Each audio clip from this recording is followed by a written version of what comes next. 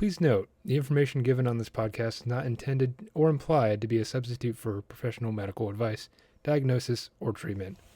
If you feel you need that, seek out a medical professional or a licensed therapist. The date is Friday, January 28th, and you're listening to Entertain This, a thought-provoking podcast encapsulating all things entertainment. On this episode, we'll be discussing Disney's latest released Encanto with a special guest. We'll delve into each of the characters and what they might represent on a psychological level. So enjoy.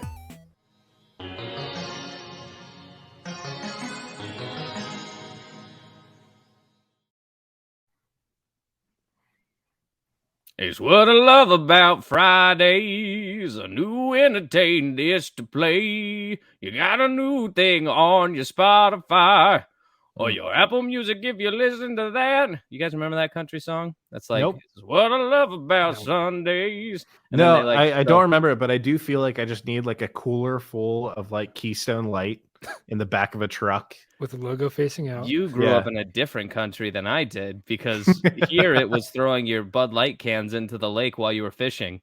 You were like, I'm going to catch fish and also ruin this lake simultaneously. It was a very weird dichotomy that was going on. Ladies and gentlemen, Friday's here. And with Friday, the return of the three wise men, the three ignorant men, I think, is what we should brand ourselves. Nobody's wise. As always, it's your favorite show on the internet, encapsulating all things entertainment. Let's entertain this. Entertain this. As always, I'm Alex. I'm Michael. And I'm Nick. And boys, you know, I feel like I took all of my energy I had for the cold open and I threw it into that opening bit. But we got a lot to kind of go over today anyway. So we'll cut the cold open short because it's the last Friday of the month. It's our last Friday of the month in the year 2022 of our Lord. What does it our mean? Lord 2022. And that means, of course, Nick, thank you so much for asking, you polite little boy. It means, of course, it's a guest episode. As it always has been, as it always will be. We bring on a special guest, someone who has some form of knowledge that just we will never be able to present. Someone with life experience that maybe we don't have. Somebody just with a different point of view that we don't have, to bring on to the podcast and shine a little light on a situation for us.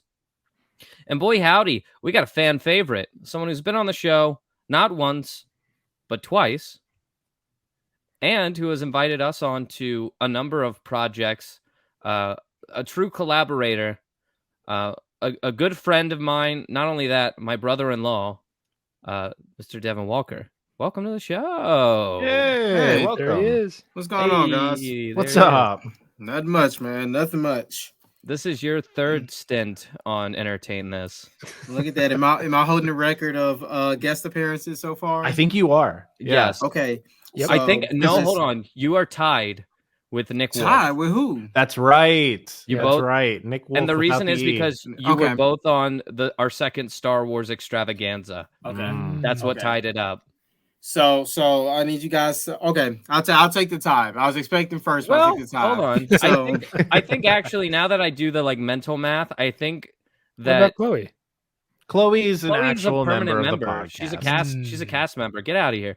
But once I do the mental math, I think Devon wins by just a hair because he is technically a part of every single episode. That's a good point. That is a good fucking point. At first, I was like, okay. So when you guys, whenever you guys have an Entertain This award show, I just kind of expect some type of, Dundee Award or something for them. Yeah, of course. Our 100th episode is coming up quick, guys. This is episode 98. Wow. Can we do an award show? That'd be silly. Wow. The entertainees. I love that. Actually, that's actually that works on a few levels. Yeah, it does. It sure does. Well, I'm sure that our listeners are just itching to find out what it is we're talking about today, because as you all know, or as you may have realized, I introduced our guest here as Devon instead of how I usually would introduce him as DJW, and there's a good reason to that. Devon, would you like to explain? Yeah. So just like a masked superhero, DJW is the superhero version of me that obviously produces music, D33JW. Mhm. And then obviously there's the Peter Parker version of me, which is Devon Walker, who by day is a currently a ABA behavioral therapist and currently in graduate school for mental health and psychology. So Nice. Wow. So we're talking Yep. about mental health, we're talking about psychology, and we're gonna pull from that puddle of knowledge that you have some information on a movie that came out recently, one that became very popular, and one that I think a therapist could really give a new perspective to. We're talking about the movie Encanto by Disney and Pixar. So, boys, I had you all watch Encanto this week. Yep. If you hadn't seen it already. Time well spent. I even had Devon watching Encanto, Yep. which Devon says is a feat because I'll let you break this breaking news. Because it's Oh, yeah. so bad that you I'm had not. to strap I'm not. yourself to a chair. I'm usually No. not a fan. I'm usually not a fan of Disney movies. How Fair. dare you? I. It's not as a like I said as a artistic creator. I am not going to sit here and say they're terrible and not creative. But not to ramble on.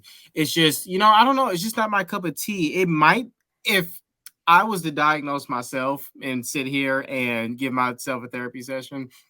I might say it's probably because of the theater kind of presence that's in it. Like I'm not a big musical person. Same here. As a musician, I have always marveled, especially because I cannot do it. I have Yeah. marveled at theater performers, especially how they're able to sing. And mind you, I'm a musician, so I know correct pitches, how they're able to sing correctly and maneuver on stage, remember lines, interact with. I think that's magnificent. I know I can't do it. Crazy.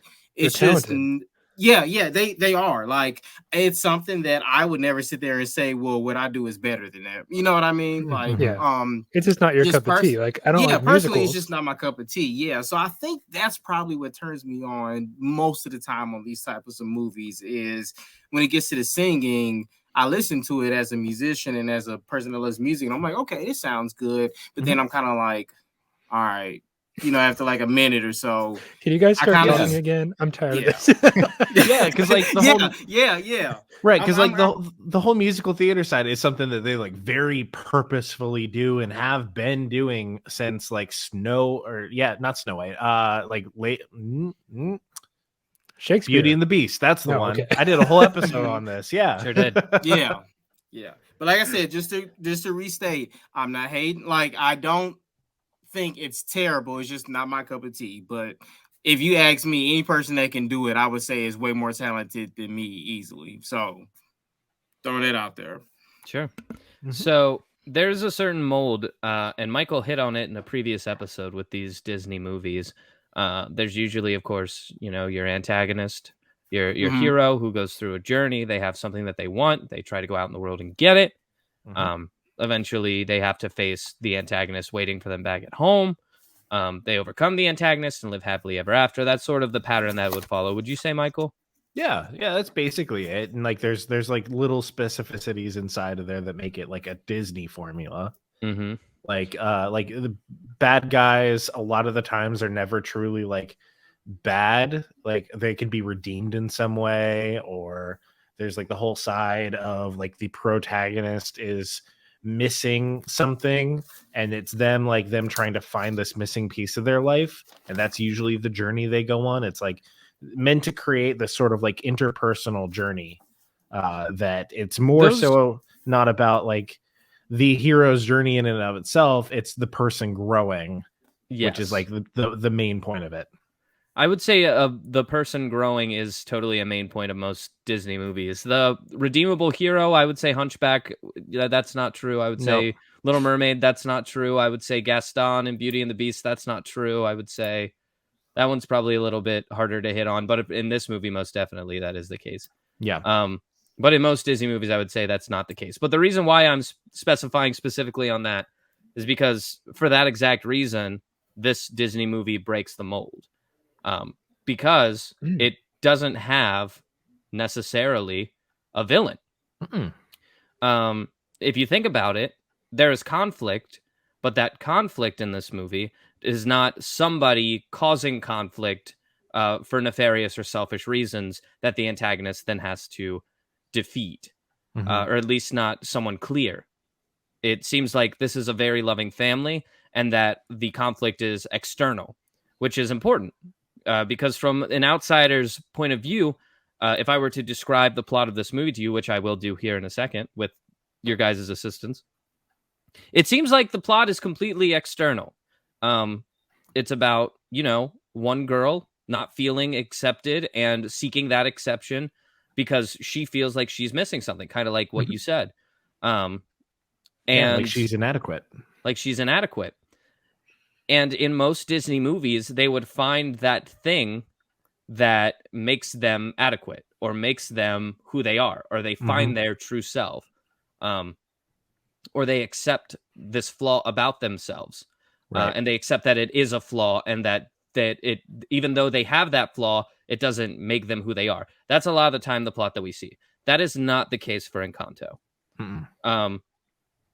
And we will get into that more with Devon. But first, let's do a brief overview of the plot. So, spoilers for Encanto. If you haven't seen it, you should go watch it. It's on Disney+. Yeah. Go check it out. But the basic plot is there is a magical family who lives in a phantasmic Colombian culturally significant place. And they live in a beautiful house. The house is magic. The house takes care of them. And every member of this magical family has a gift of some sort of superpower. And with every generation, they all go through the ceremony of getting their gift, and the magic house gives them their room. And all the rooms are specifically catered towards their gift. And this magical family uses their gifts to help the town that surrounds them. And the town keeps growing and more people keep moving there because this family is there and they're helping their community. So the community loves this family, and this family is seen as sort of royalty, quote unquote, for this small town, even though they're not technically royalty. They're just, very good neighbors. So we happen upon our main character. Her name is Mirabel Madrigal. Yep. And she is a small child who is about to get her powers. She touches the door to get her room, and the door vanishes before her eyes. She doesn't get any powers.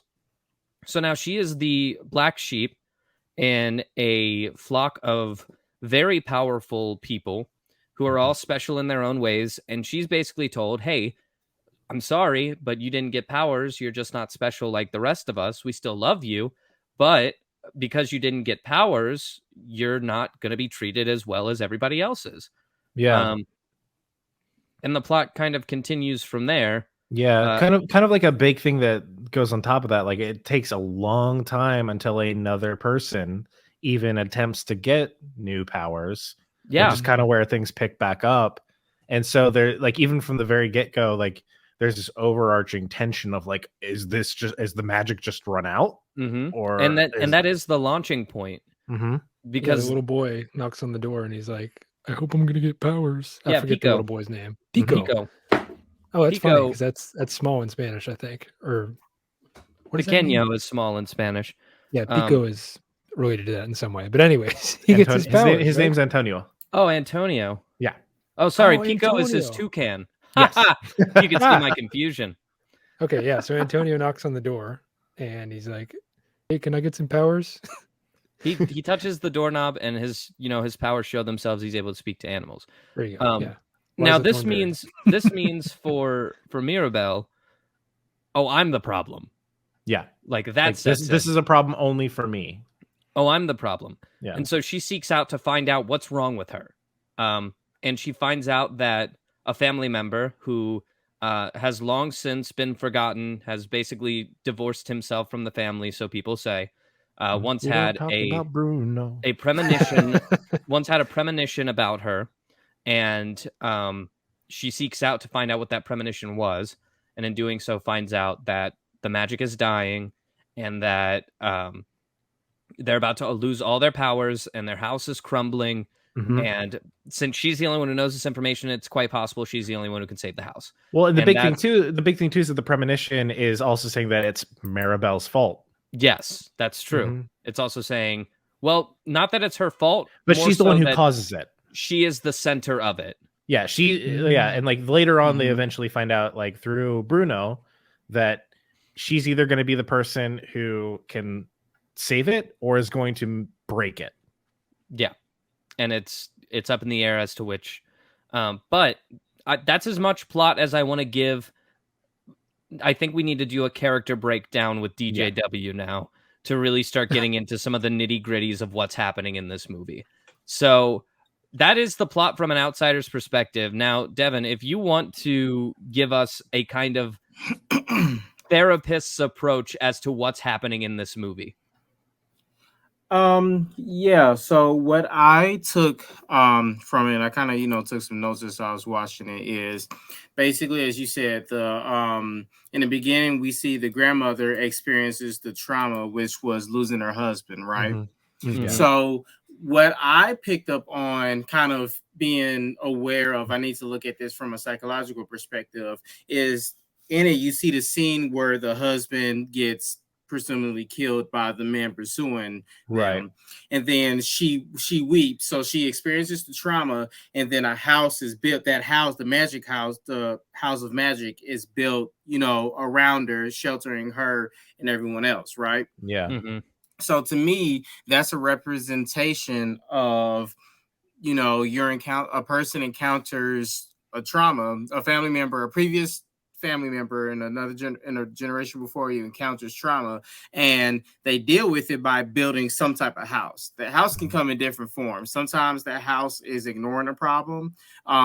Sometimes that house is being overly cautious the rest of their life. So like very antsy, like, oh my gosh, the worst of everything is going to happen. Like they just assume the worst. You know what I mean? Like it's different forms of trauma. Yeah, it's kind of like the foundation of the house. Yes, yes, exactly. So to me, the house in the movie represents the foundation of the trauma. And so what you see is, like you guys were explaining earlier, all the generations afterwards are getting their gifts. To me, I feel like it's arguable that you can look at that and also say the family is inheriting the trauma. They're inheriting the gift. They're inheriting the trauma. Then you have the granddaughter. So that is the doesn't gift get trauma then? If we're gonna, I think in a way yes, because the gift, how I looked at it is the gift the house did protect the family for X amount of time, right?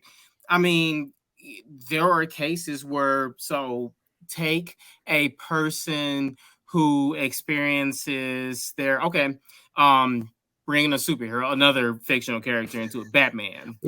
He experienced his parents getting killed. So then that trauma led him to say, I'm going to make sure no one in this city experiences that, right? Yeah. Now, that's a gift, because without that, you wouldn't have Batman. Without Batman, you wouldn't have so many other good things. With that, though, there are a lot of issues that comes with being Batman. You're cut off. Think about, there are several times where it's an issue because he can't connect with other team members, and while he's saving the day, it's arguable that at the same time, it's kind of like you could almost say it's 50-50. Right. So that's really interesting, because it's like for me, like I have ADHD, and it's one of those things, like there's parts of ADHD which, like, in a way is kind of a superpower. Like I can hyper focus on things for hours on end and be incredibly productive at very select moments that I can't control. But like along with that superpower, quote unquote, comes all the other shit with ADHD. Like I can't concentrate. I can't focus. I can only do things that actually spark interest in me. I have like zero discipline and I can't follow through on things. Yeah. And it's like, yeah, like, no, I totally get that. That's really cool. That's a really good observation. Yeah, it's just kind of strange to look at trauma being, trauma is a bad thing, right? I think we can all agree on that. But the old saying of every cloud has a silver lining kind of comes into play here too. Because you don't have to just have this bad thing. You can somehow turn it into a good thing if given enough time. And if that house is really a good thing in the end, I don't know. So I think that, at least talking from this metaphor and as far as we've gotten so far with Abuela, I think that her trauma is causing her to like take on this matriarchal position where like she has to protect and she wants everybody to be provided for so they never want again, because it was those things that she didn't have that caused her to flee with her husband in the first place and eventually lost him. Exactly. And that's why she like brings in the people in the town so that nobody is left forgotten, nobody's left unguarded. And she actually doesn't have superpowers, even though the rest of the family does. Her power is like being able to meticulously control every situation. I don't know. I've got a theory on that. Well, that's interesting. I've got a theory that the house is technically her power. There is also a theory that the house is technically her husband. There's that. Yeah. Which is different. Yeah. But I don't know if the house is her power, because then it kind of implies that she has control over the house, which she does not. For me, it's the house being there is technically her power. It's like her matriarchal sense of protection and duty to the community and her family takes the physical form of a house that can provide anything and everything for everyone. Yeah. But she's the also house very is magical. So she is also very commanding over like her family members and what they do and how they live their lives and what is to be expected of them. I think that's her power, is that she has power over the people with powers. And she uses it for, quote unquote good. But in the long run, what she's doing is she's fulfilling her own desires in providing protection and making sure to avoid situations that could lead to the trauma she already experienced. Right. That's like her big thing, is avoiding the trauma that she already experienced and avoiding things that could lead to that trauma again, or could even just spark that same feeling of trauma in her. Right. Because like technically throughout this movie, the grandma is the villain.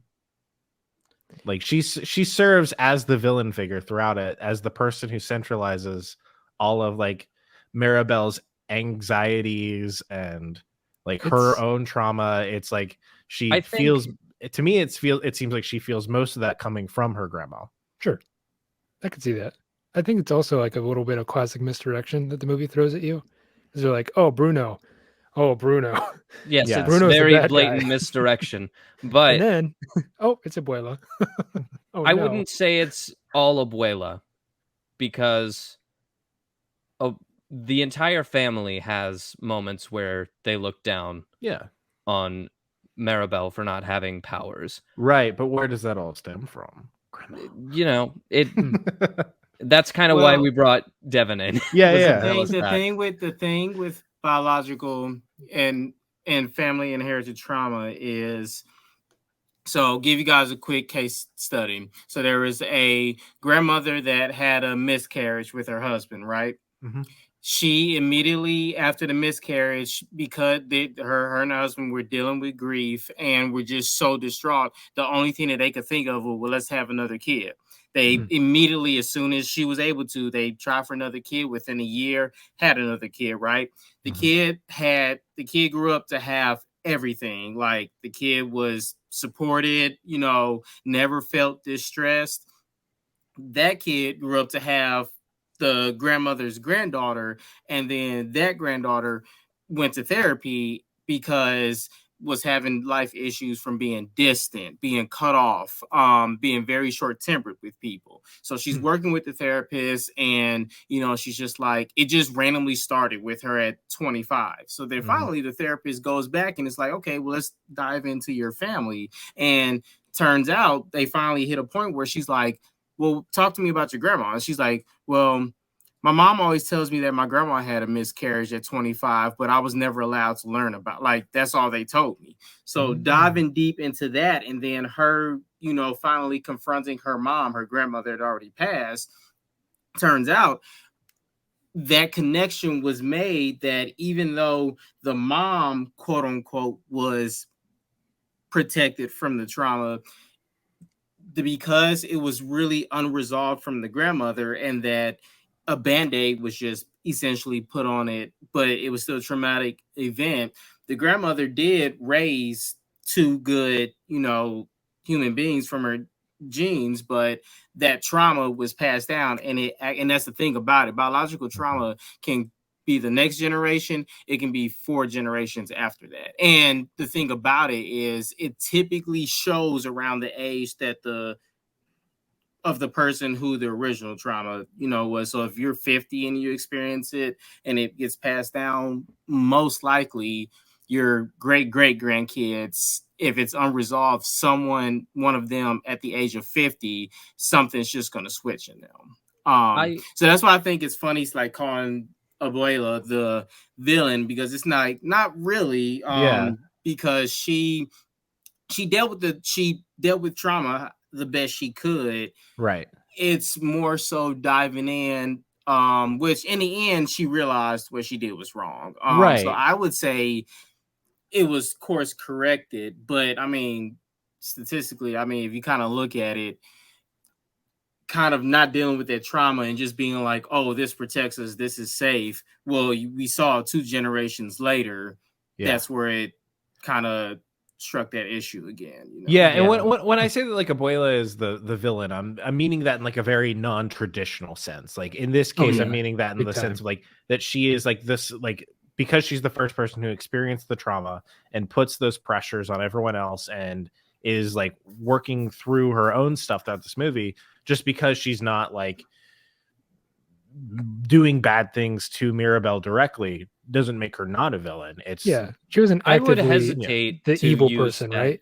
I would hesitate to use the term villain at all. I'm talking more in the sense of like a hero's journey, like classical anti-hero. Disney. But I think that's what's so impressive about this movie, is you can make it fit that mold, but it's not made to fit that mold. It's not. No, it is. You can try. It is meant to be a story that is like, conflict in movies are so easy to follow and so easily resolved because it is so black and white. There's good, there's evil. Good defeats evil. That's the way it's meant to be. We saw that in Hercules. We see it in Beauty and the Beast. We see it in Hunchback. We see it over and over again in these Disney movies. There is no evil in Encanto. There is only trauma and missteps. There is only people doing their best with a bad situation and just taking the wrong routes through it. And because of that, they may be seen as a villain. They may be villainized. But ultimately, it's nobody's fault. It's the fault of just bad coping mechanisms and doing your best with a bad situation. Yeah. I guess really the villains are the people who like light their old village on fire. just for the sake of watching it burn. If there was a villain to point to, the villain would be the mirage of people who kill her husband as he's crossing the river. Yes, because that is what activated the trauma. If there was a villain, it would be them. It's almost like this is a movie about like the grandkids of a Disney hero. Yeah. Ooh, that's spicy. I follow that. But more importantly, I think it's just a movie about real people. Yeah. And real struggles that people really face. And yes, it has magical themes to kind of help get that point across. But ultimately, it's about trauma and how trauma affects others. It could just as easily be a film with no superpowers whatsoever. It would still be exactly the same. If you ask It'd me. be a little bit more adult themed, I think, but yes. Because you have to sprinkle in that magical coating on there to make the kids go watch it. So we know that out of everybody, the person who's coping the worst here is Abuela. I want to talk about Abuela's kids. First, then we'll talk about the grandkids, because they each have their own powers, and with their own powers comes their own problems. And I think maybe Devon can give me some insight into this, but I think that with the 3 children that Abuela had, there are 3 different ways that she coped with the trauma in those 3 kids. which we can kind of see. Mm-hmm. Who are the three kids again? Remind me, what are their names? Bruno, Mirabelle's mom, and then the one who controls the weather. Is that the three of them? Those are Yeah. Abuela's kids. Yes. Okay. So we have Angie, we have Bruno, Mhm. and then trying to remember the third one's Carolina. What was the one with the weather, the storm cloud? What is her Carolina. power? What She is her can power, control the though? weather. Oh, okay. She can just control the actual. She can control the weather. That's her Yeah, power. I based think it was on her like based on her emotions. mood. Yeah. Based on her Well, mood. she's able Yeah. to control the weather. However, when she loses her temper, she can still control the weather, but it gets out of control. So she Okay. can make a sunny day happen on Ooh. command if she's focusing, but if she gets too Right. emotional, then she loses control and a hurricane Gotcha. happens. So what could that mean from a psychological perspective? Because all I saw was just like, oh, she has a storm cloud over her head. That's not She really a power, I is guess. she is riddled with anxiety. Mhm. Oh, that's an issue. I'm Yeah. interested to hear what like you would think Mirabelle's mom's like what her deal is, because like from an outsider looking in, like to me it seems like she's got things pretty good. Like she's got her like mom to deal with, and she's got a daughter that doesn't have powers, but like she seems like she's got the best grasp on things and is So like that's- doing a great job. That's Angie Cepeda, who is she plays Julieta Madrigal. That's the character's name. Gotcha. She's the one that bakes the bread and makes people heal. She can Yep. heal people with Yes. her food. Pretty good power. I Now, take that. I'm going to take another jump on this and see if Devon has anything to add to it. But isn't there a sort of coping with, parents where you kind of overcorrect and you have to be the fixer? Like every From the problem. like the kid trying to fix the parents. So like problem? so the kid's like, okay, well, right now my mom's upset, so I'm going to fix it so that she stops being upset and takes on that responsibility. Mhm. Yeah, so when it comes to biological inherited family trauma, there's actually 4 unconscious themes. And the first one is you merge with the parent. The second one is you reject the parent. The fourth one is having an experiencing a break in the early bond with the mother. And then the fourth one is identifying with a member of your family system that's other than your parents. So that particular scenario would hit the first one, which is merged with a parent.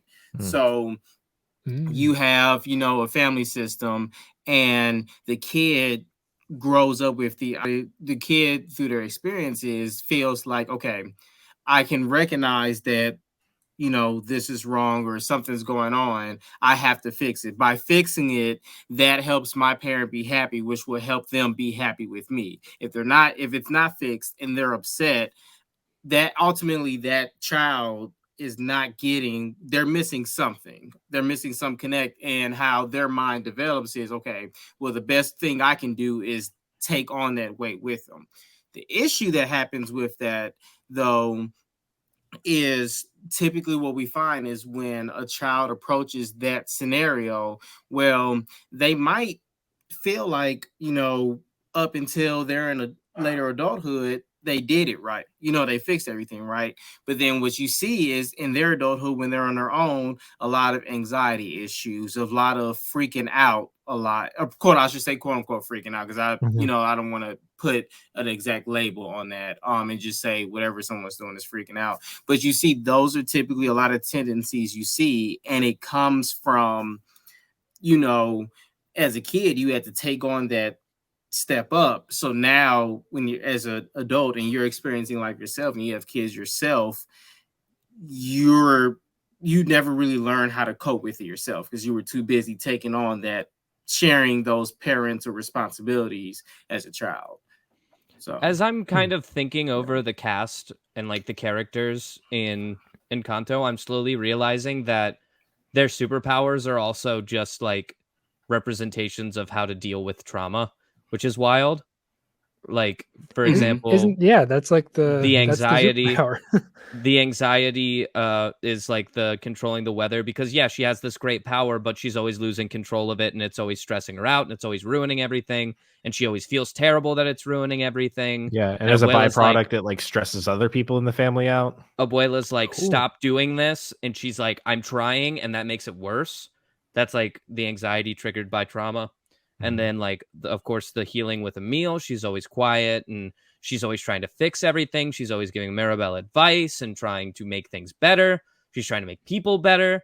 That kind of goes with what Devon was just talking about. And then, of course, we have Bruno, and Bruno is that disconnect where it's like he can see what's going to happen before it's happening. So there's like a level of anxiety there where it's like, oh, I know the bad stuff that's going to happen before it's going to happen, so I'm going to react in that way. And that stresses people out. But ultimately, he detaches from Abuela and disappears. Right. And divorces the family. Yeah. I don't know. The big thing about Bruno, though, isn't, I don't know, it is more so with how people view his foresight into things, not necessarily like his actual like foresight into the thing. Like the whole idea of like him telling like another villager, oh, tomorrow your goldfish is going to die. It's like people then blame Bruno for the goldfish dying. Exactly. It's like, it's more of an omen, right? if And so like else. for Bruno, it was like he can see the writing on the wall, like he can see what is going to happen with Mirabel, and this is going to be a breaking point, figuratively and physically. Can I throw something in and just see where you sit with it? What if Bruno is sort of a depressive state of thinking, well, I know what's going to happen before it happens. I'm just going to separate myself from everybody so they don't have to deal with me. It could be kind of an Eeyore character in that regard. Yeah. What do you think? What do you think, Devon? Terribly, anyways. Who cares? I think that's a fair statement to say. My take on Bruno was, I think, again, like we've all can agree, he's a version of that trauma passed down, and that's a side of, I would say, like a person that their way of dealing with trauma is, like Alex was just saying, pretty much just avoiding it. Yeah. It's not that because he obviously, like, I would say, being able to see into the future, you're probably the most equipped out of all of your siblings to deal with trauma, because if I could see into the future, I would tell you right now, like, one of my things obviously is I feel like I would use it for like my family and friends. Like, obviously use it for yourself, but if I knew they were in trouble, we all would think, we would reach out to them and be like, hey, it's gonna happen. Right. Which is what we find out is what Bruno was trying to do. Like, right. Exactly. Everything in his life. But like, it's that last stage where it's like, I see this breaking moment. It's inevitable. I'm just going to completely avoid it. But and if that you're way, like, no one's going to blame me for it. Like, if maybe I am the problem, I'm just going to run away. And if no one has to deal with me, maybe it won't happen. But if you're Abuela, then the last thing that you want is for someone to tell you that something's going to go wrong. If your thing is making sure nothing ever goes wrong again, then the guy who comes up to you and is like, hey, this thing is about to happen, you're going to be like, no, it's not. You're going to get very aggressive with them and be like, I can stop that from happening, so stop telling people that that's going to happen. Yeah, like that's her entire need life's to control. Is to protect the family from further trauma happening. And here's Bruno. He's like, hey, bad things are going to happen. So of course she's going to get angry. Like that's like saying that it activates the defense mechanism or something like that, right? Right. Which is what she does when Mirabel is like, hey, the house is breaking, things are cracking, things are going wrong. Like, no. And she's still like, I can fix it. And that's what ultimately causes like the big break, is Mirabel going like, hey, this is happening right now. And she's like, well, you're the one who's causing it. And Mirabel's like, no, it's you. And like, that's the moment that it kind of hits. But we're getting a little bit ahead of ourselves. One thing I think that is important to like point out about Bruno, though, is that like one of the things, like, Mirabel notices the house is cracking, like everything is breaking. Bruno's the one who behind the scenes is trying to fix everything. Oh, he's plastering up the walls. From the inside or the outside. Yeah. Inside of the walls. The inside. Yeah. There we go. Okay. Yeah, he's doing it completely unseen, not taking any credit. Like he's just trying to like hold everything together as long as it can. And he still loves his family and craves that acceptance from them, which I think is important. Even though it Good seems guy, like Bruno. even though it seems like he is separated from the family and is no longer a part of it, he does still desperately crave that family bond. Let's talk briefly about the two people who marry into the family that we know of. Because I think that's important. I think it's important to note that the person who heals people falls in love and marries what is equal to like an accident-prone buffoon. Because he's like But constantly he's a getting fucking stung. G. He's great, the man. He's great, but he constantly keeps getting stung by bees. He's never watching out for himself. So she made a bond with someone who she knew she could help, or who she knew she could kind of fix, which I think has some sort of a mental health root in it. Oh, but God, the moment that he stands up to Abuela, though, and is like, I'm trying to fix it. Well, Abuela's like, I'm trying to hold this family together. And he's like, stop coming after my daughter. Like, ooh, that's huge. That's like a thing where it's like, I had a moment where I was like, that hit hard. Good guy. I mean, if you've been through any sort of a family spat like that, those moments feel very good when they're like, stop coming after your own family. But I think there is something to be said about both the daughters, who are the only two who got married. Bruno did not. Seem to have been attracted towards people who gave them what Abuela wouldn't. So for the girl who heals people with her food, Julieta, she married someone who was constantly appreciative of her actions. She would help him and he would deliver like love in return for that. Something that Abuela never did. Meanwhile, Peppa, who controls the weather, is constantly getting love from her husband, constantly getting approval, constantly getting support. He loves it when it rains, when she makes it rain. She when it rains on their wedding day, one of his kind of throwaway lines is, "What a glorious day, but anyway, we don't talk about Bruno." Like, it was a beautiful day. Like, it rained and I loved it. It was great. The person with the daughter with the most anxiety marries the most chill person in the world. Yes. Well, she has anxiety and was always being kind of pushed down for her powers, never being accepted or supported by Abuela, instead kind of being told, like, hide your powers, they don't help anybody or they cause more problems. She married somebody who gave her what Abuela never would, which was that acceptance and approval for what she was. Yeah. I feel like that's important to hit on. Yeah, I guess you kind of find that in couples too. Not all the time, of course, but you always have somebody that's like the yin, and then you have somebody that's the yang that kind of balances out in some ways. In other ways, not so much. Opposites attract sometimes. You never know. Yeah. Which is so funny because then you like, this is getting a little ahead of ourselves, but then you think back to like the perfect daughter who is going to marry the perfect guy. And it's like they're the exact same, essentially the same person. Like, yeah, that can be problematic. And really, that is like, I don't want this. Like, she's even like, I do not want this. I'm just doing this because that's what I feel like I have to do. But that's getting ahead of ourselves. No, let's get into it because we've gone over all the kids. Let's get into the grandkids and their separate traumas that they now carry and how their superpowers develop. But I want to point out, just to begin with, let's get Mirabel out of the way, because Mirabel doesn't get a superpower. But if we're saying that all of these superpowers have to do with different forms of changing yourself to deal with anxiety or to deal with trauma, Mirabel's the mentally healthy one in the family. She's the one who, even though she doesn't have this trauma, she knows who she is, and she, has a healthy, active life without the need for this sort of trauma. I would say she's the one that finally went to therapy and finally was the first person to address it and work with the therapist to realize, like, hey, there's, like, oh my gosh, there's trauma going on. Because, and the reason, and I might be wrong on this, but I noticed that in the beginning, like, one of her things was she was always trying to make up with not having a power by always trying to be helpful. And she was really like overexerting herself, which is nothing wrong with being helpful, but obviously, like, she was doing things and it really was like messing it up. Right. And to me, that resembled the the person generations later who goes about their life, and like I stated earlier, at 26, all of a sudden they can't keep a stable relationship. They're short to anger, and they're just like, I've never been a bully. I don't understand why now when I'm trying to, I want to be married, my relationships never work. I always just feel like they're interrupting or whatever it is. And then you work with the therapist and it's like, oh, wow.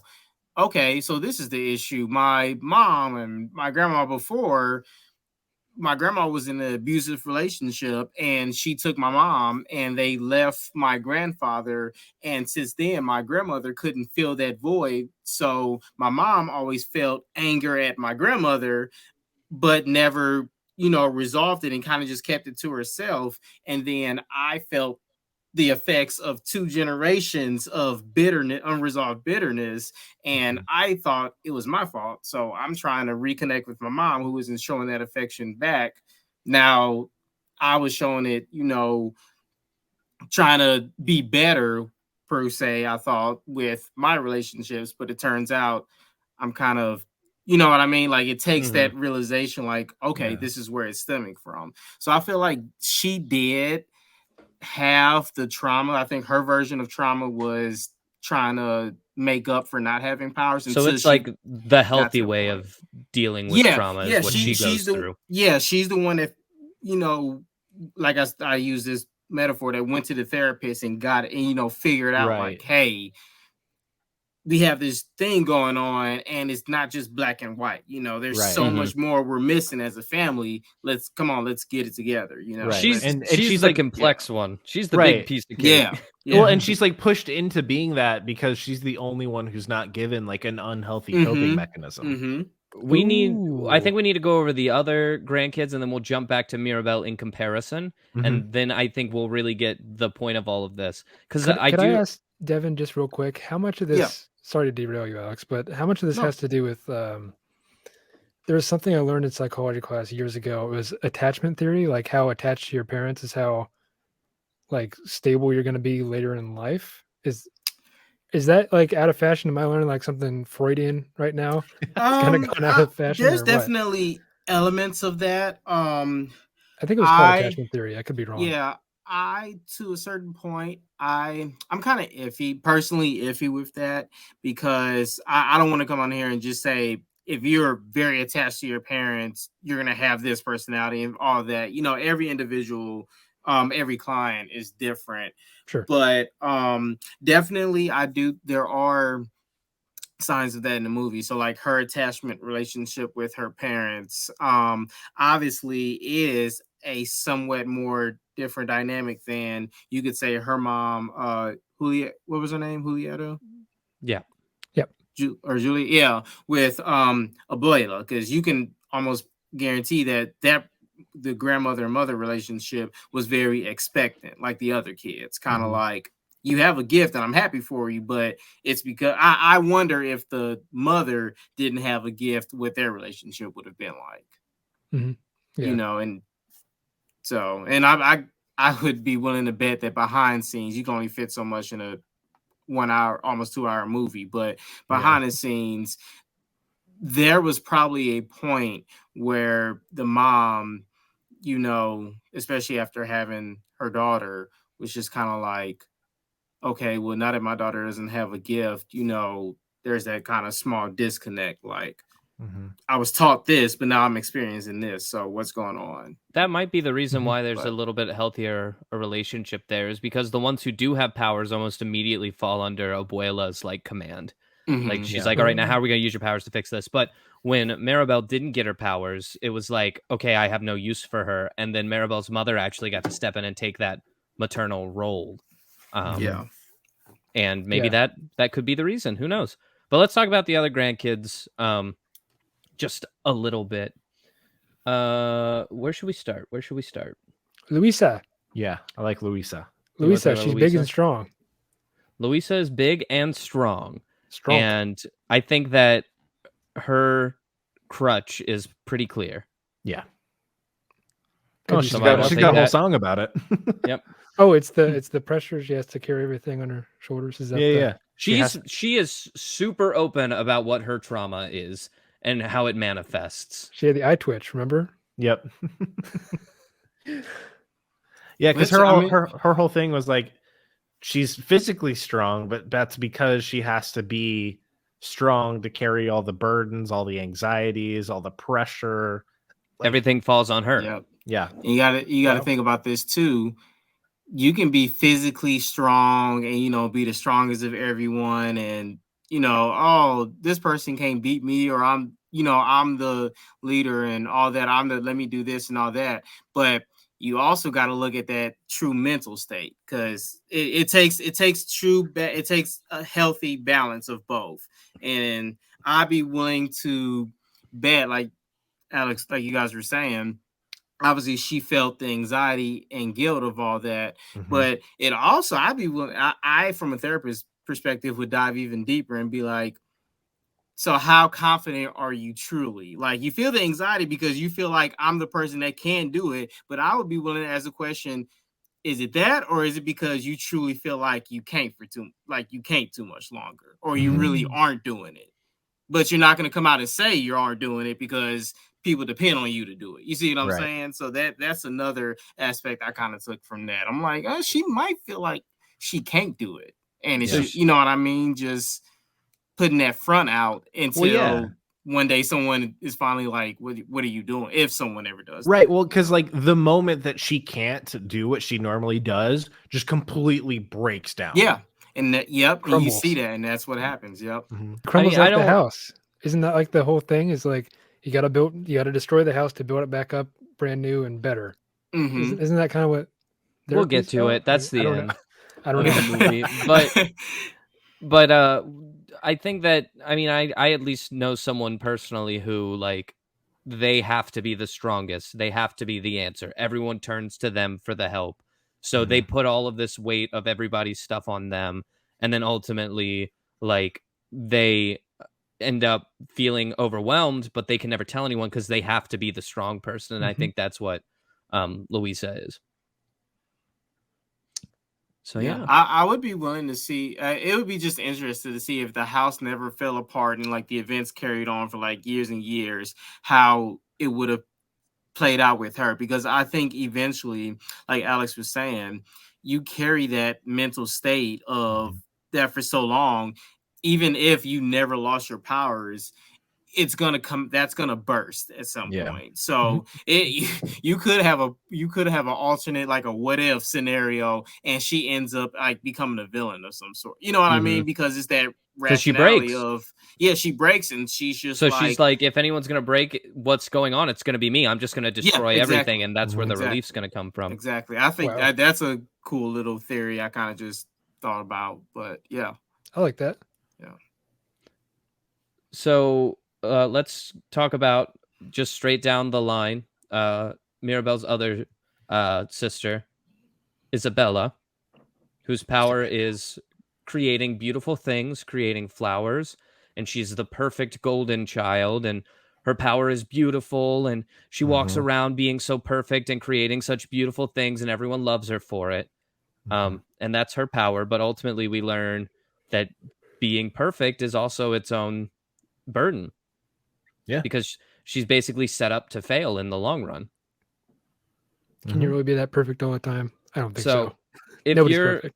If you're trying to, people out there that think that though, they just cover up their mistakes. That's the thing. They just put stucco on the holes in the wall. It's. I have seen scenarios where there are people that truly, like, even their mistakes, they think like their happy perspective is that my mistake is so much better than yours.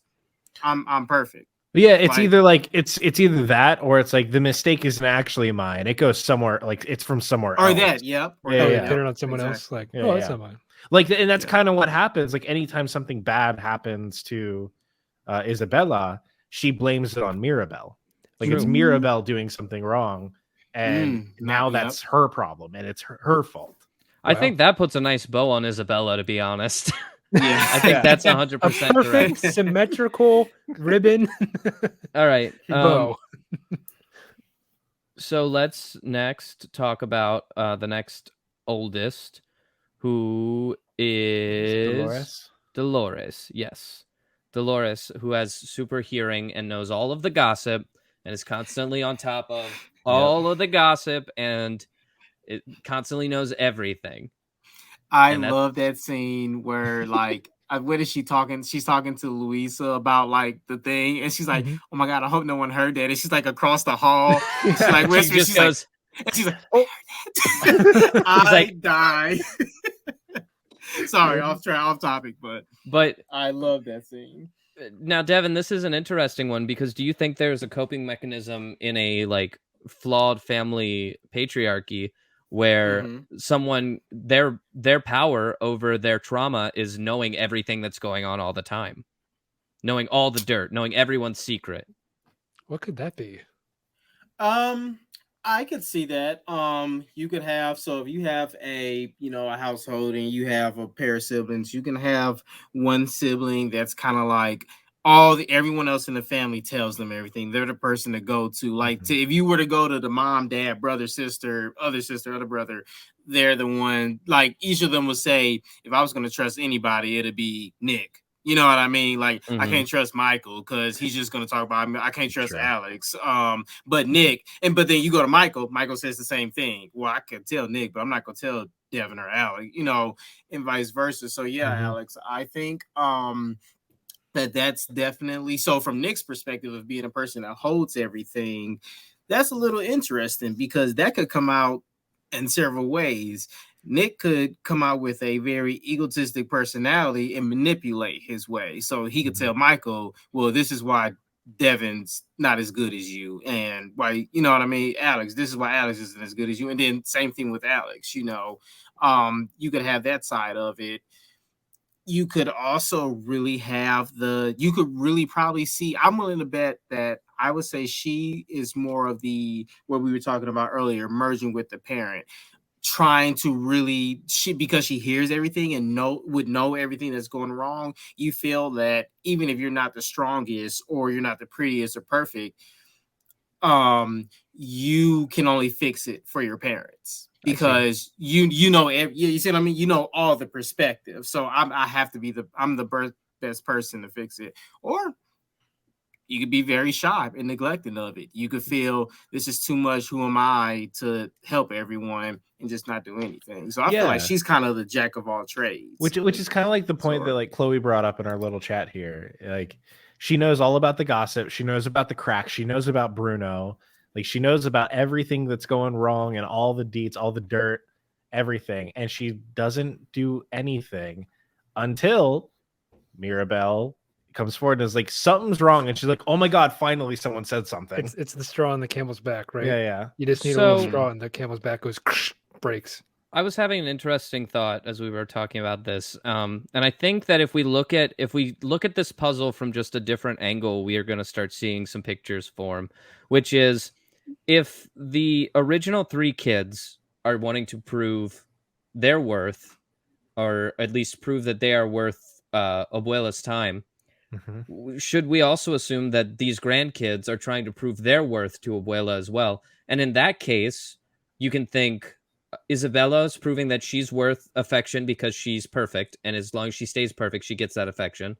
As long as Luisa's strong, she'll earn her affection. So she has to prove that she's worth it. And then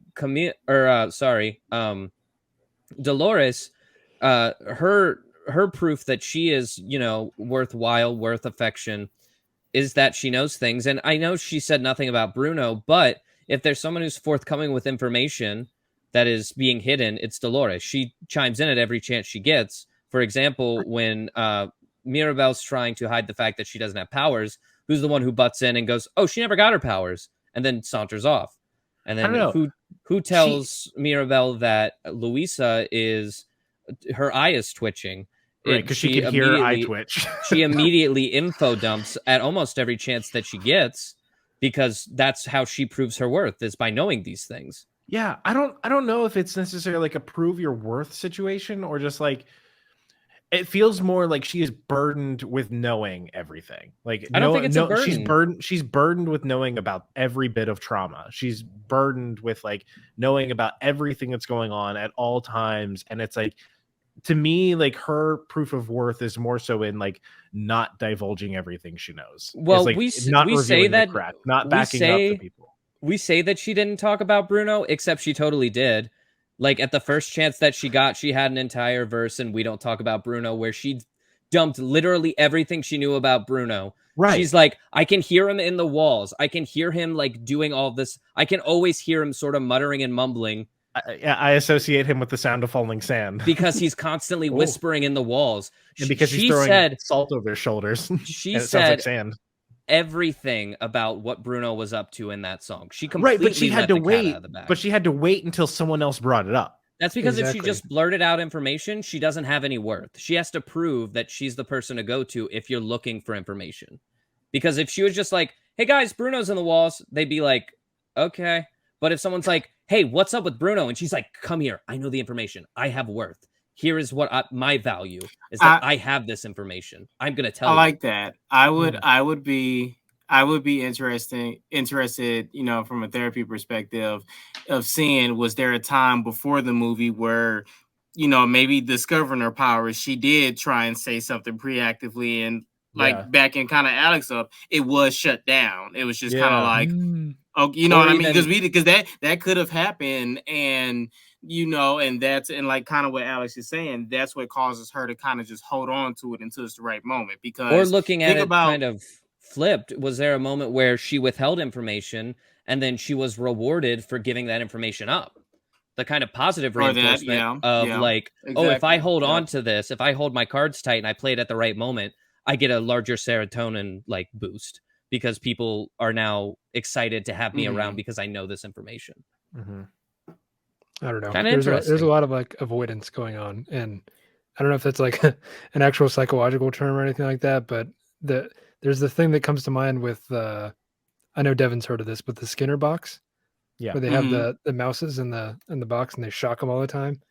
I forget what that was for, but it seems to me like Nick, what are we getting at here, man? Can I just loop you in real quick? What are we talking about? What we're getting at here is talking about operant conditioning. So if I come on a podcast and every time I clap my hands, I say a Star Wars fact, right? Okay. By the 300th episode, when I come on the podcast and clap my hands, what are you? People are going to expect the Star Wars.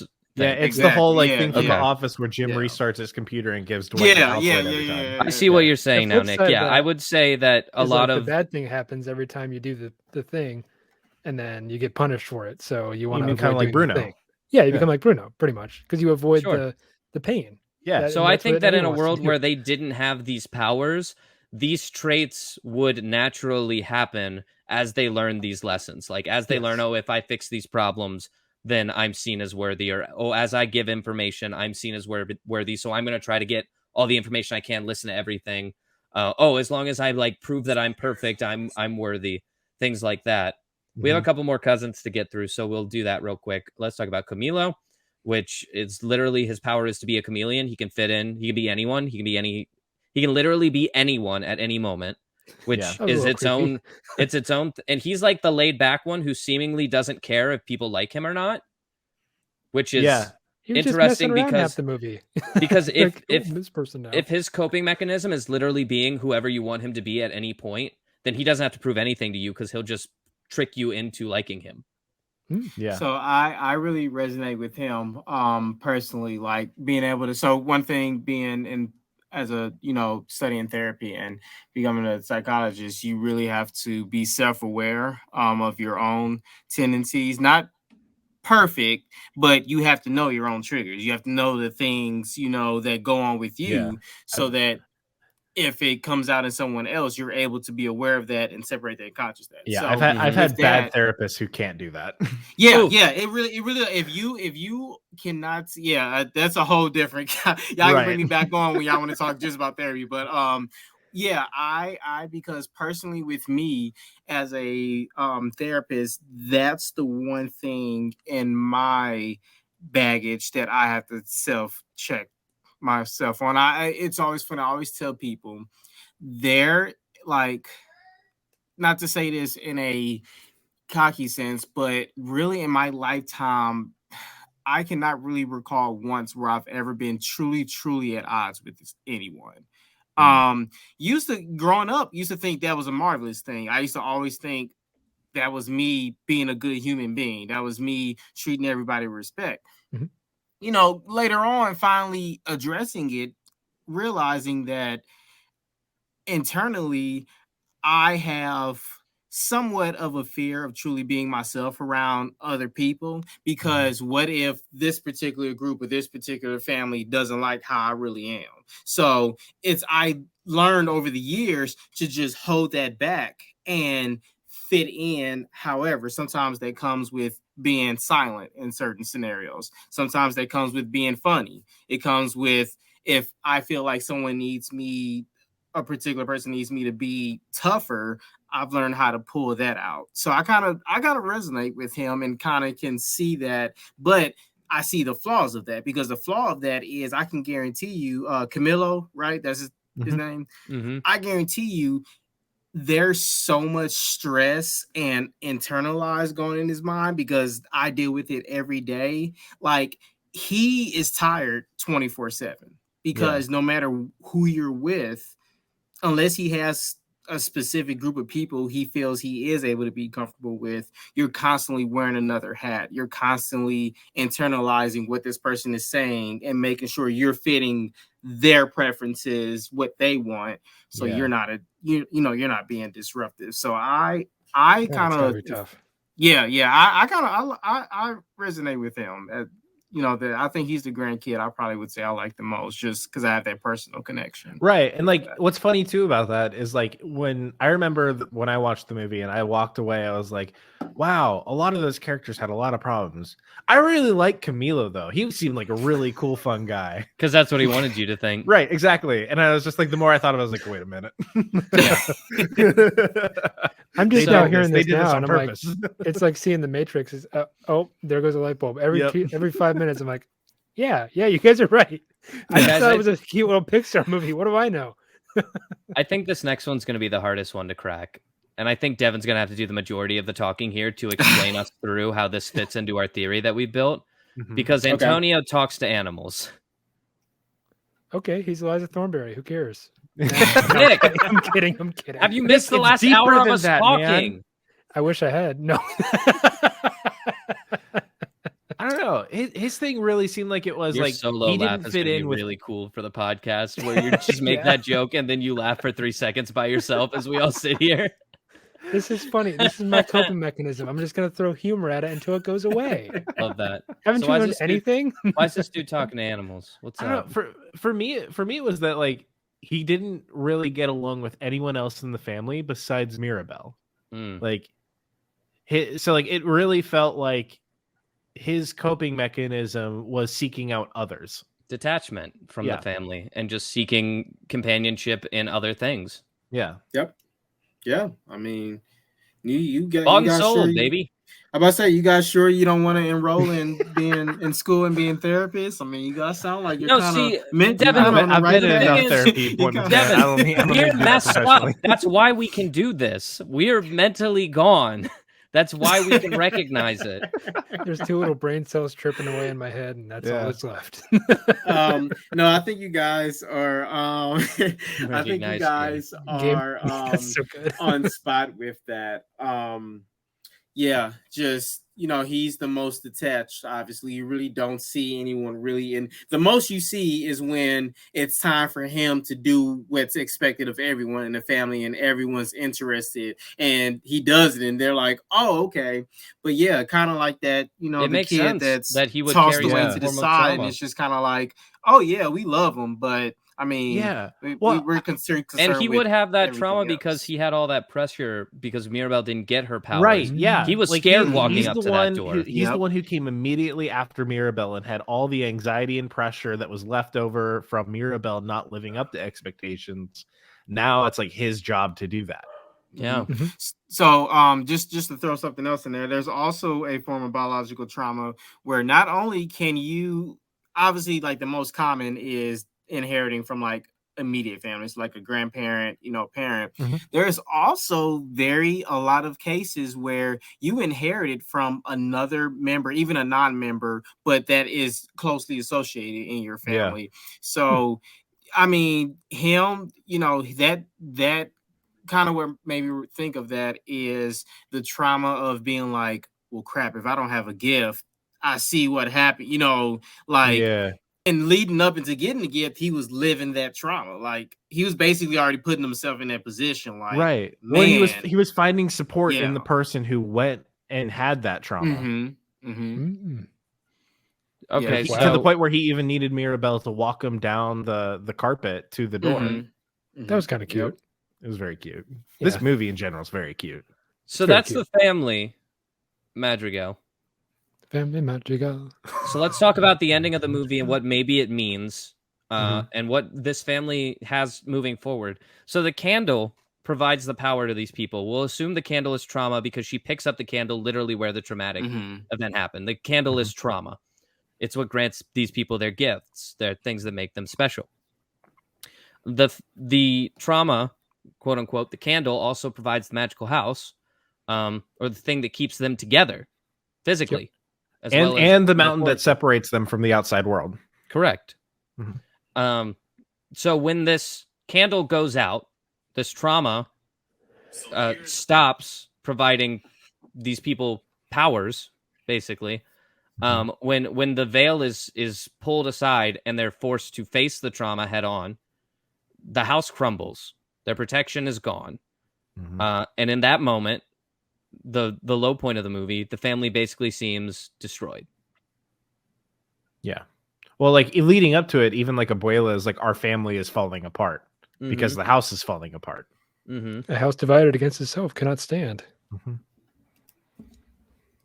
So ultimately, what happens is they reconvene after trying to remember the movie. Who runs off? They're looking for something.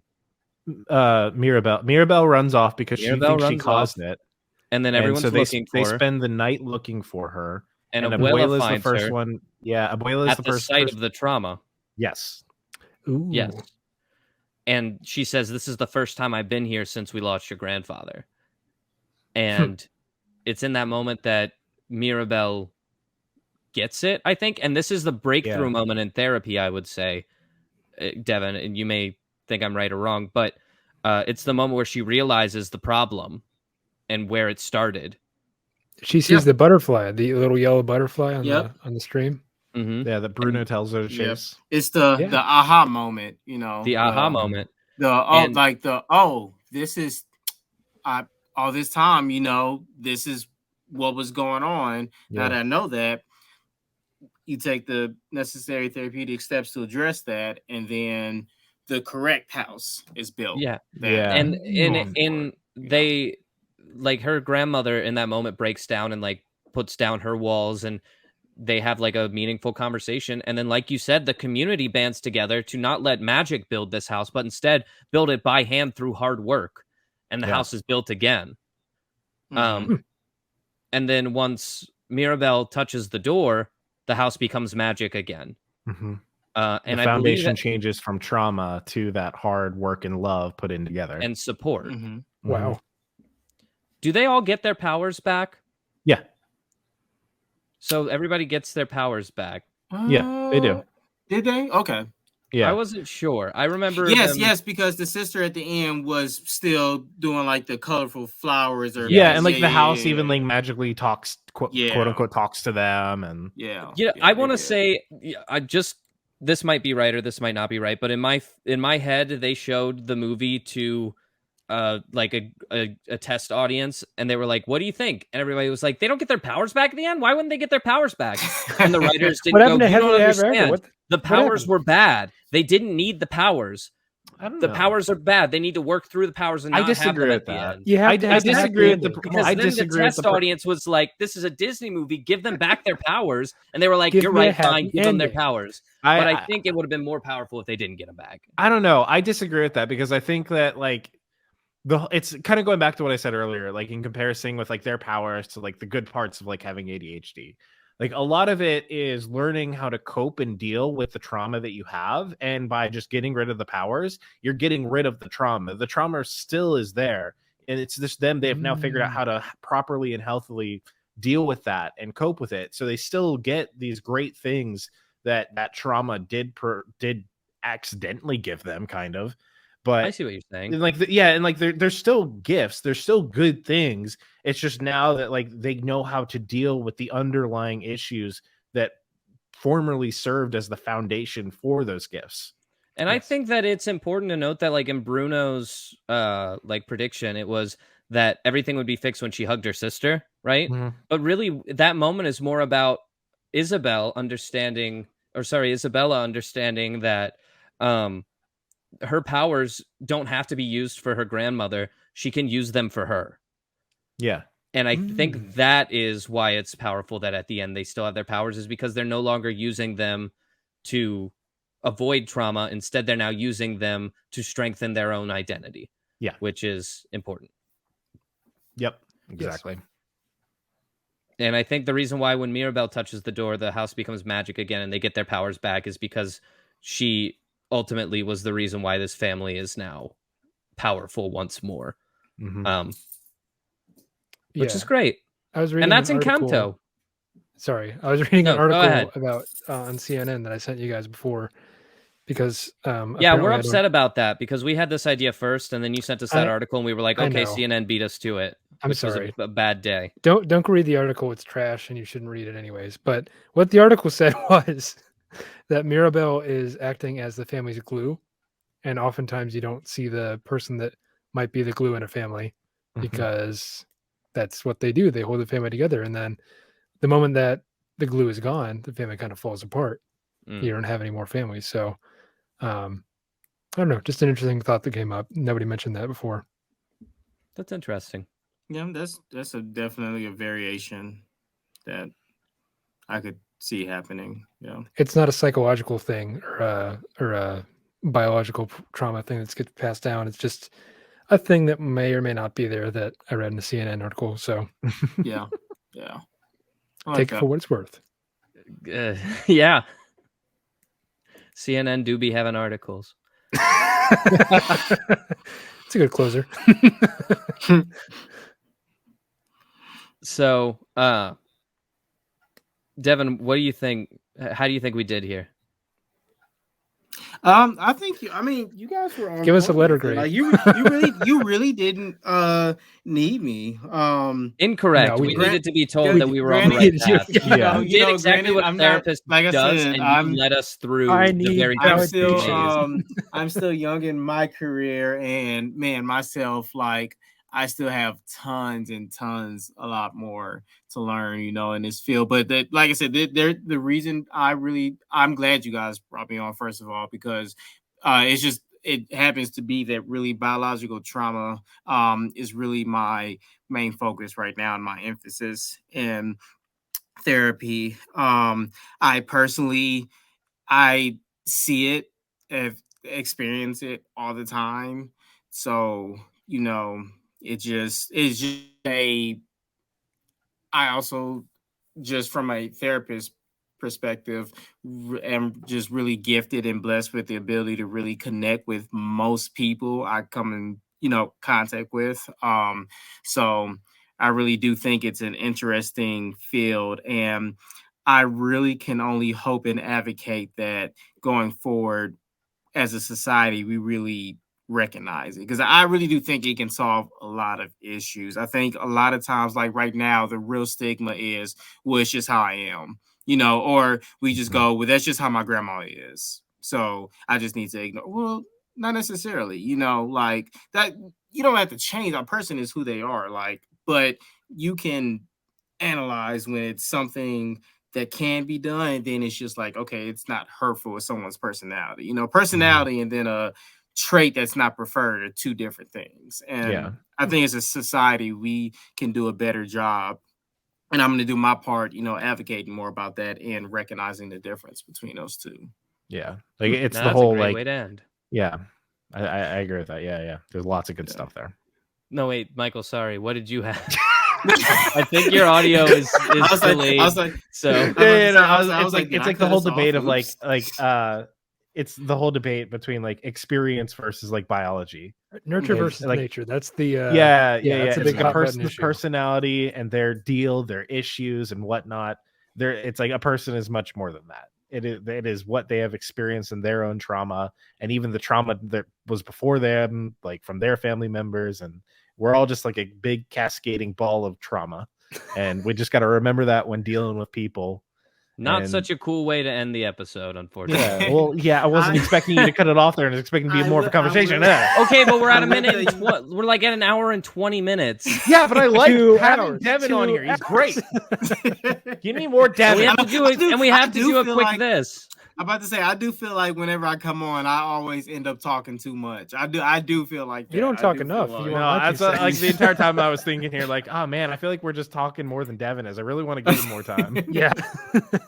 I think Devon has Devon, his own podcast. like I kind of said, I think when it came to Devon being here, it was a lot of like what a therapist would do, which is like leading us down the right paths and then us exploring those and then looking for confirmation in him.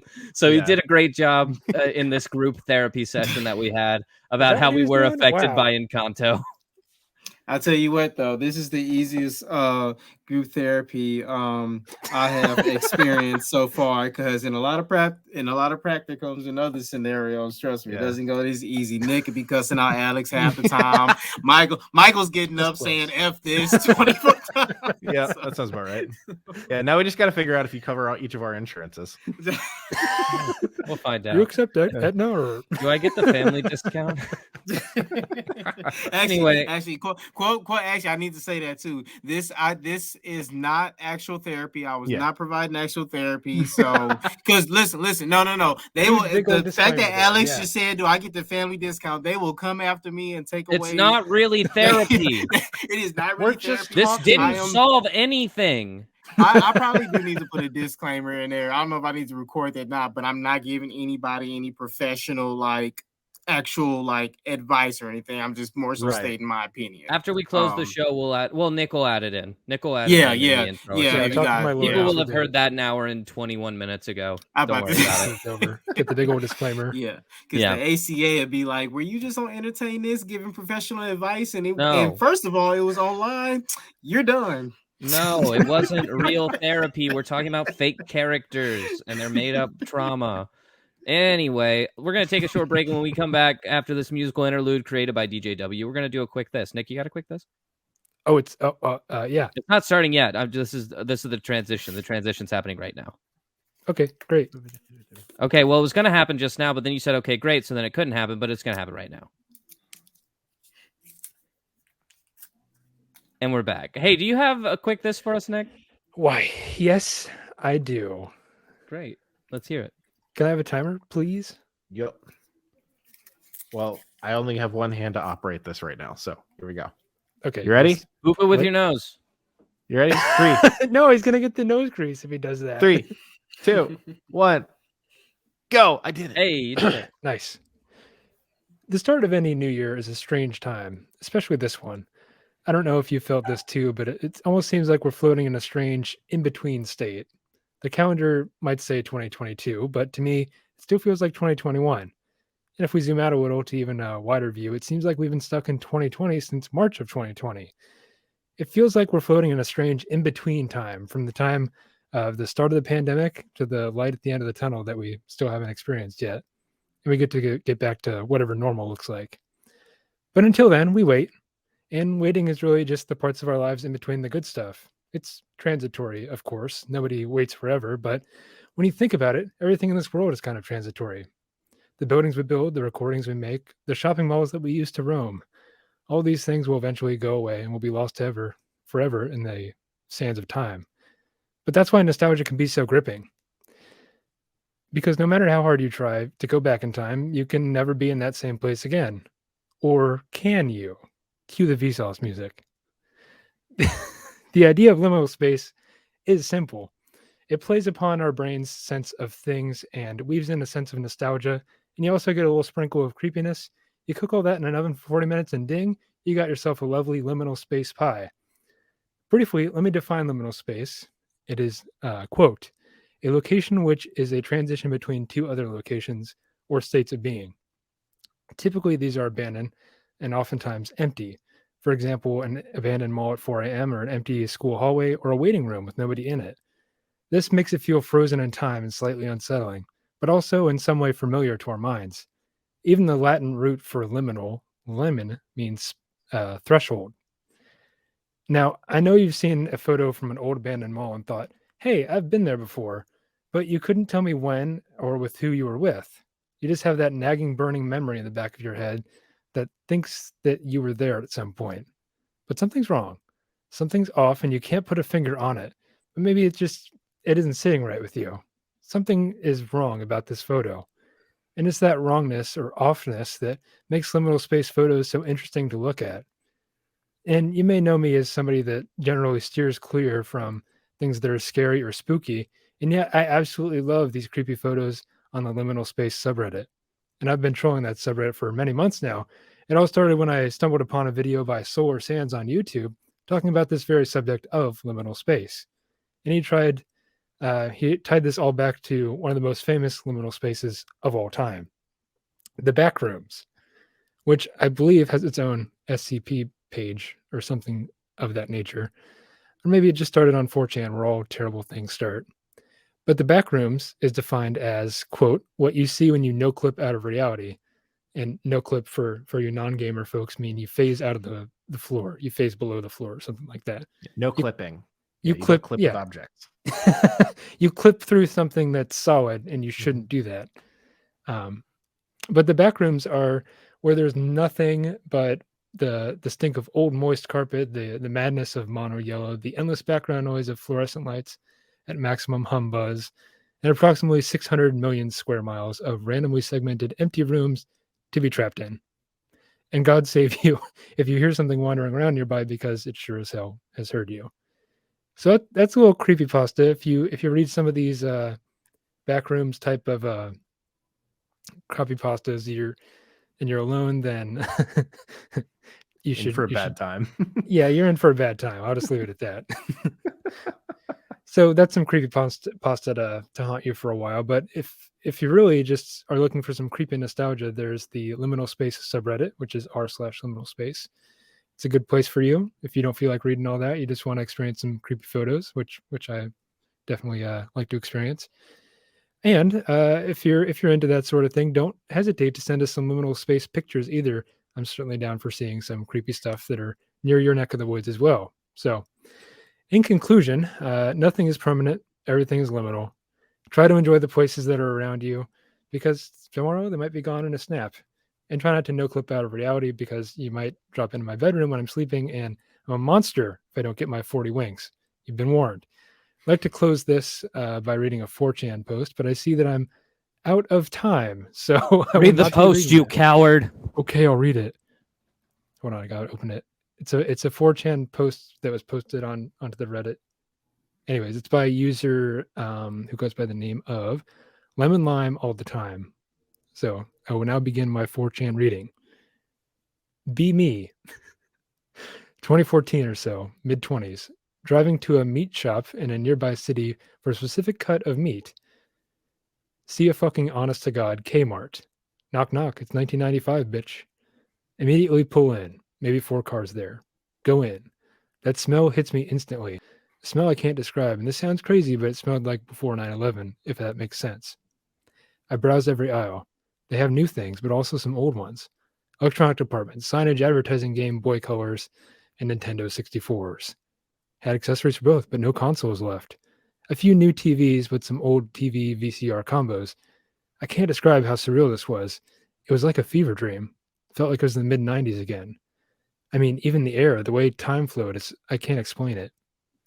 I shit you not, as I browsed the ancient garden supplies, they played Everybody Walk the Dinosaur. Genuinely think that I might have warped into another dimension. Buy some body wash. Cashier rings me up.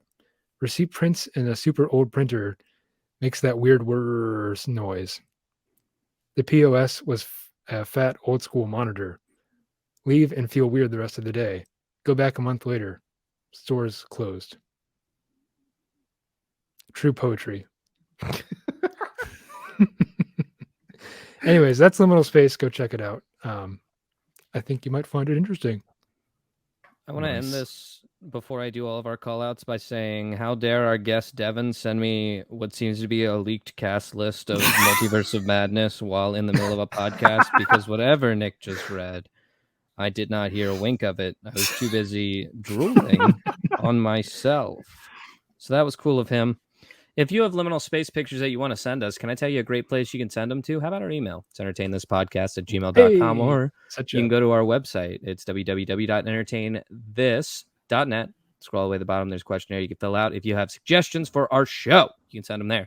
Or you can hit us up on Instagram if you feel like it. We're Entertain This Podcast. On Twitter, we're entertain_this. You can find us on Facebook. We are podcast Entertain This. Takes you straight to our page. A lot of cool stuff happening over there.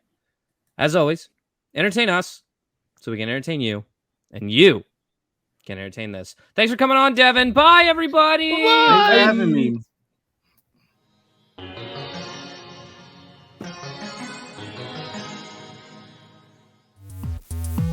Special thanks to our guest Devon for coming on the show. Additional commentary was provided by Alex Steele, Nick Mustakangas, and Michael Savoya.